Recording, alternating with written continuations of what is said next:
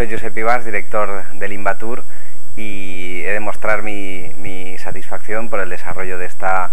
primera jornada del Social Media Day en Alicante. Ha sido una iniciativa que ha contado con una gran afluencia de público experto en esta materia, lo que demuestra que el social media es una actividad de gran interés en todos los ámbitos empresariales y de negocio, y en particular en el turismo. De hecho, todas las actividades que venimos registrando en esta temática acaparan la atención de profesionales y empresarios del sector turístico, y esta es una línea que el Invatur va a continuar desarrollando tanto en el campo de la investigación como el desarrollo de proyectos vinculados a la promoción y a la ayuda